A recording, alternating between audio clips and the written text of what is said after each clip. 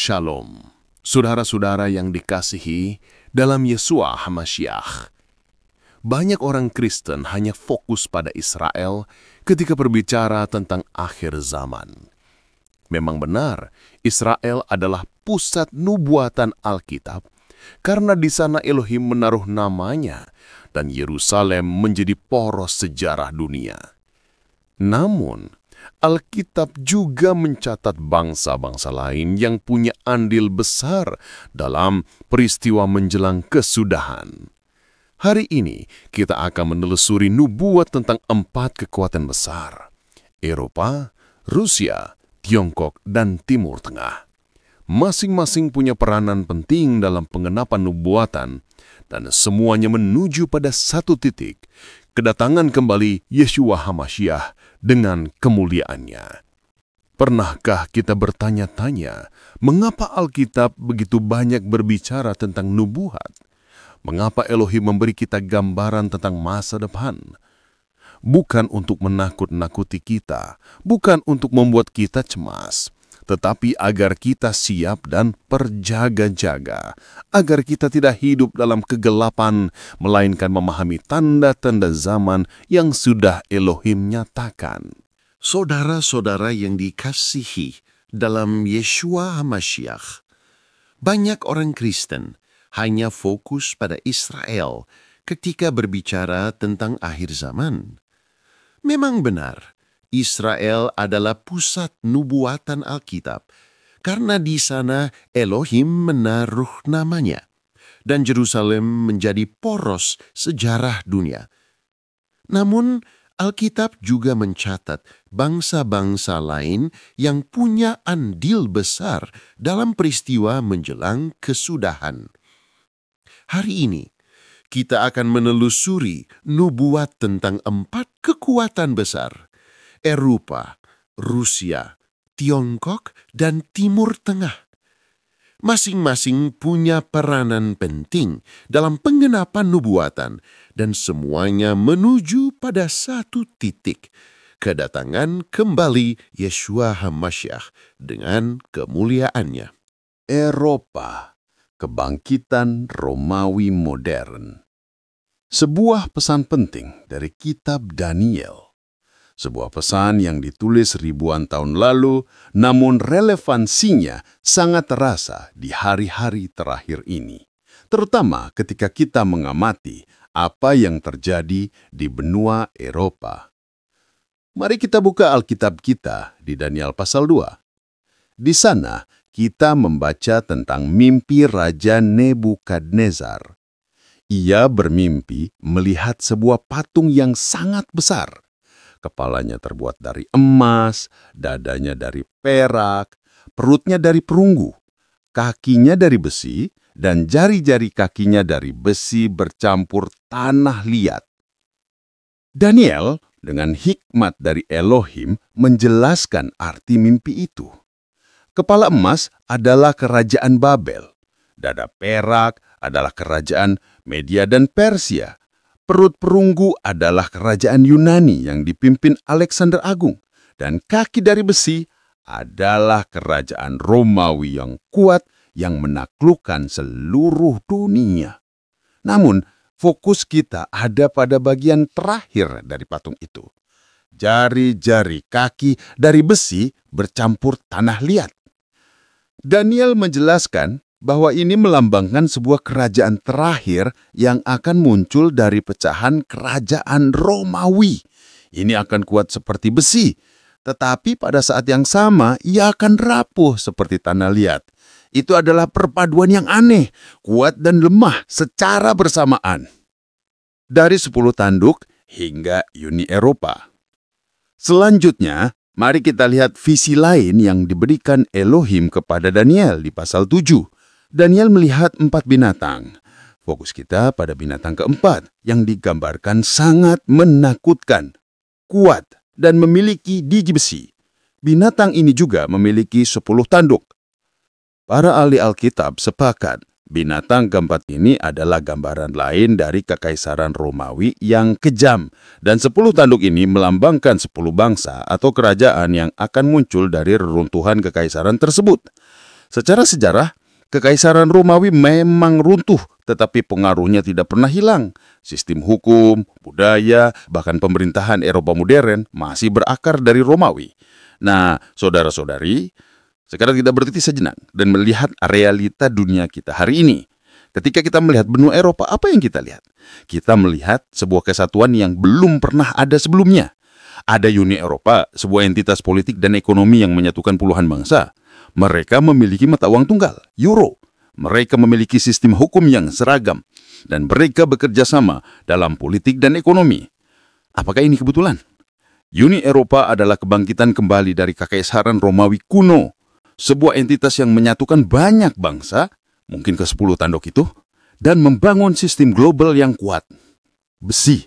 Tetapi di sisi lain, kita juga melihat kerapuhannya. Tanah liat. Ada ketegangan politik, perbedaan budaya, dan masalah ekonomi yang membuat persatuan ini rapuh, mudah retak, dan tidak bisa benar-benar menyatu secara utuh. Ini adalah gambaran persempurna dari nubuat Daniel. Tapi saat ini kita melihat Uni Eropa sebagai wujud nyata dari kebangkitan Romawi modern. Eropa bersatu dalam ekonomi, politik, dan hukum meski sering rapuh oleh perbedaan internal, sesuai dengan gambaran besi bercampur tanah liat.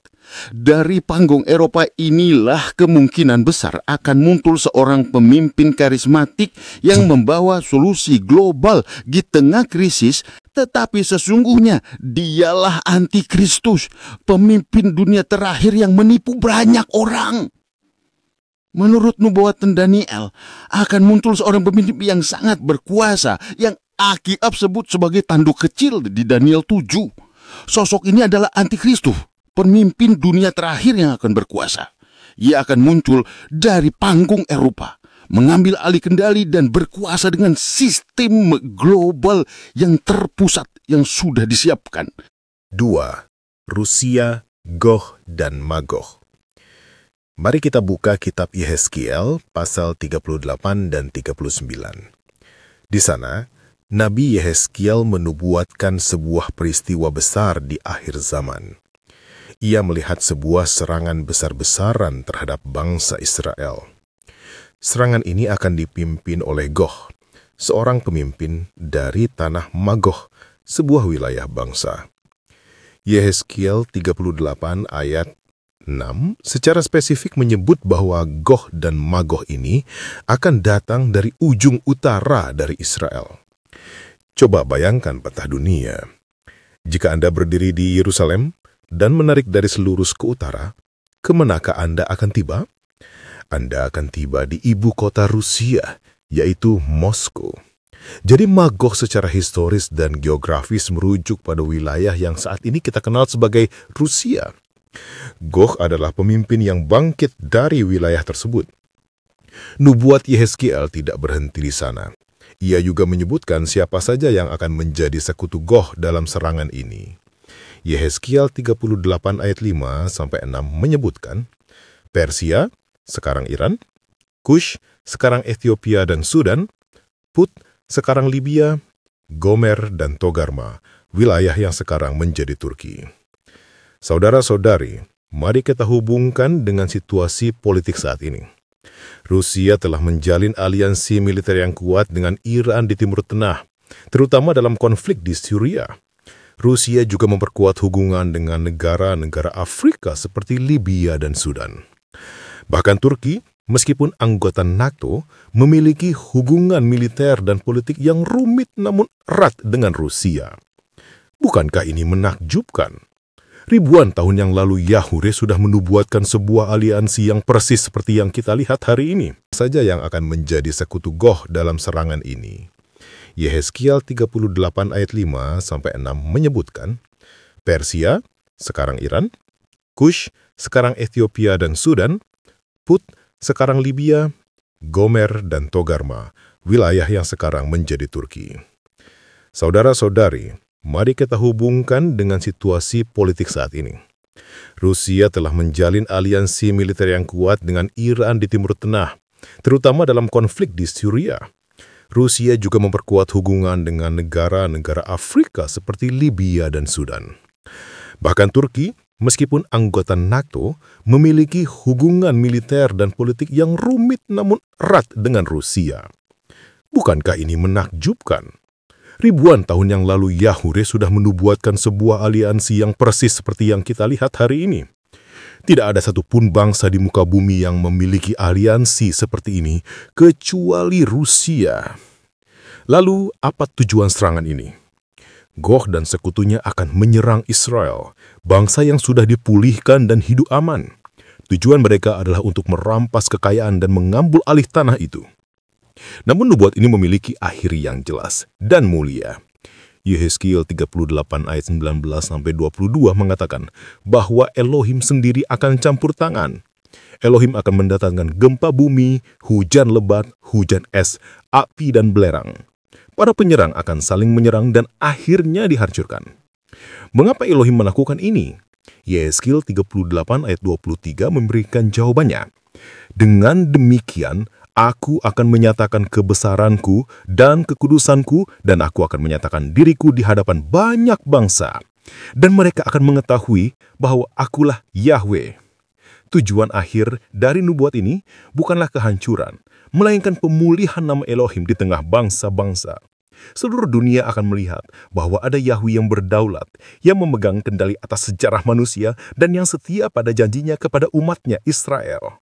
3. Bangsa dari Timur. Di era informasi seperti sekarang, kita setiap hari dibanjiri berita dari seluruh penjuru dunia. Berita tentang konflik di satu tempat, perjanjian dagang di tempat lain, atau perkembangan teknologi yang pesat.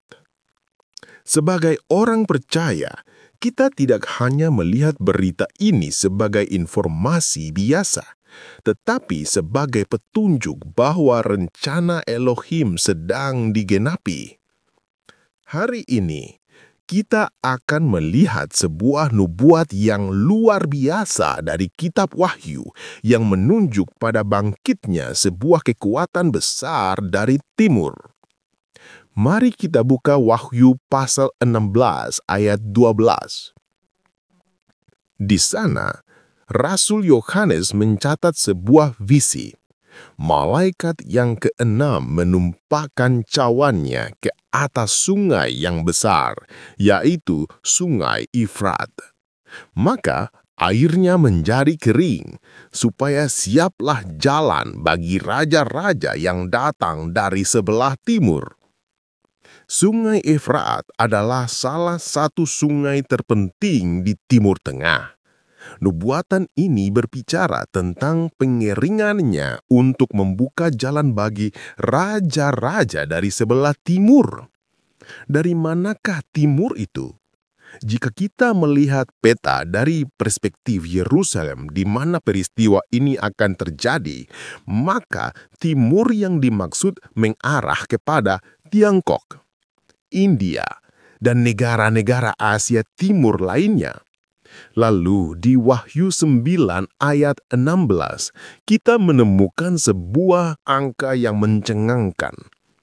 Yohanes mencatat, dan jumlah tentara mereka adalah 200 juta. Aku mendengar jumlah mereka. Bayangkan, 200 juta pasukan. Selama berabad-abad, angka ini dianggap mustahil. Tidak ada satupun bangsa di seluruh sejarah yang pernah mampu memobilisasi pasukan sebesar itu. Angka ini terasa absurd, tidak masuk akal, dan dianggap sebagai simbolis belaka. Namun, di abad 20, situasi mulai berubah. Dengan populasi yang sangat besar, Tiongkok pernah mengklaim bahwa mereka bisa memobilisasi pasukan hingga ratusan juta orang. Kapasitas ini, yang dulu hanya ada dalam imajinasi, kini menjadi sebuah realitas yang mungkin terjadi. Hari ini, Tiongkok bukan lagi hanya sebuah negara agraris. Dengan pertumbuhan ekonomi yang pesat, kekuatan militer yang dimodernisasi, dan teknologi canggih, Tiongkok telah bangkit menjadi kekuatan global yang tidak bisa diabaikan.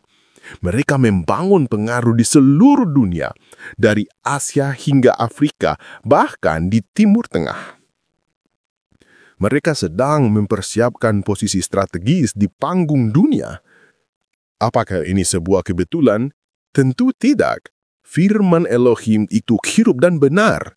Nubuatan ini menunjukkan bahwa Yahweh akan mengizinkan sebuah kekuatan besar dari arah timur untuk mengambil bahagian dalam peperangan terakhir di Harmagedon. Bangkitnya Tiongkok dan pengaruhnya global hari ini adalah salah satu tanda yang jelas bahwa kita sedang menuju akhir zaman yang dinubuatkan. 4.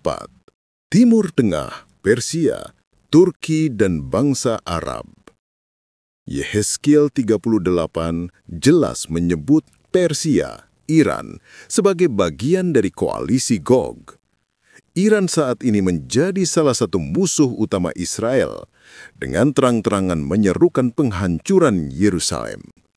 Selain itu ada Gomer dan Tougarmah yang ditafsirkan sebagai wilayah Turki modern. Turki saat ini mengalami kebangkitan ideologi Islam politik, semakin menjauh dari sekutu Barat, dan condong mendukung gerakan anti-Israel. Kus dan Put melambangkan wilayah Afrika Utara, seperti Libya dan Sudan, yang juga punya sejarah permusuhan terhadap Israel. Timur Tengah hari ini adalah pusat konflik global. Sumber daya energi, ideologi agama, dan posisi strategisnya menjadikan kawasan ini titik api yang bisa memicu perang besar sewaktu-waktu. Semua ini menunjukkan betapa tepatnya nubuat Alkitab bahwa bangsa-bangsa di Timur Tengah akan menjadi pemain utama dalam panggung akhir zaman. Jika semua nubuatan ini kita satukan, maka gambaran besar menjadi jelas. Dari Eropa, lahir sistem global antikristus. Dari Rusia, muncul pemimpin besar yang memimpin serangan dari utara. Dari Tiongkok, datang pasukan raksasa dari timur. Dari Timur Tengah, bangkit sekutu ideologis dan militer yang mendukung perang melawan Israel. Semua bangsa ini bergerak menuju satu titik, Armagedon, pertempuran terakhir yang menentukan.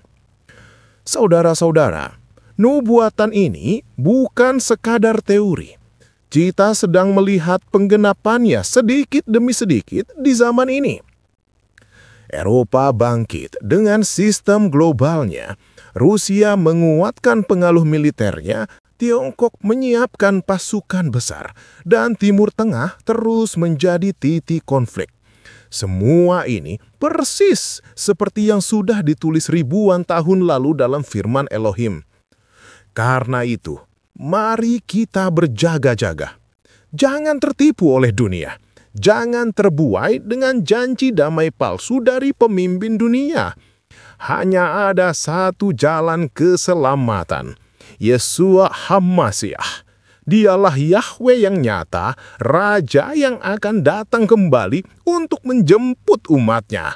Haleluya, Maranatha, Yeshua segera datang.